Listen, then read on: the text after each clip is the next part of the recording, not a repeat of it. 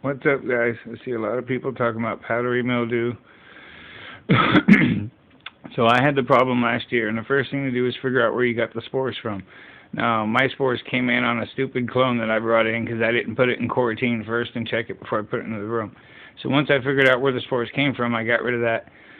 And I checked out all the sprays and stuff, dude, and I wasted hundreds of dollars. Those things don't work.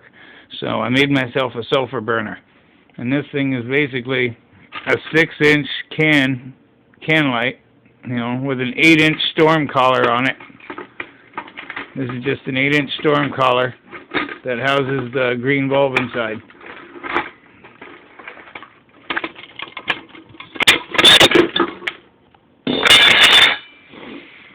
So, as you can see, it's a deep one. Don't get the shallow. This is a 6-inch housing. I went to the known Hippo, if you know what I mean. 6-inch halo can housing, 8-inch storm collar, some foil tape, some chain. You know what I mean? And you wire it. Make sure you get a wire. It's a 3-prong. Make sure you ground it. And when you put it together, the can should sit just barely, just about a half-inch off the glass. And you don't have to have one of these. That's just something that I wanted. So obviously that slides back on there. And then call around, get yourself some sulfur. This is sulfur. You know what I mean? And if you've sprayed anything on your plants at all for the powdery mildew, you cannot use a sulfur burner. You have to clean all the leaves first.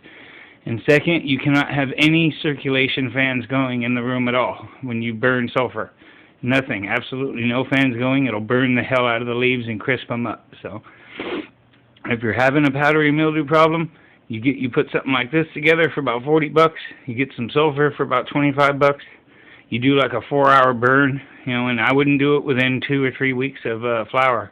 And if you do it, I would get rid of all the leaf that first time, but you should never have a problem again if you do it correctly, man. Those sprays don't work, and all that other stuff doesn't work. So if you have any other questions, hit me up. But yeah, this is just right there.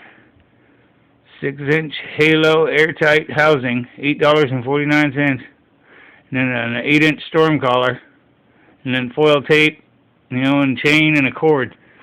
So when you just put it together, screw the green floodlight in, and make sure you put enough sulfur in this so that it bubbles and vaporizes. Because if the metal can inside gets exposed when there's only a little bit left, it'll actually light on fire. So, and that's a heads up for powdery mildew. So, alrighty. Later.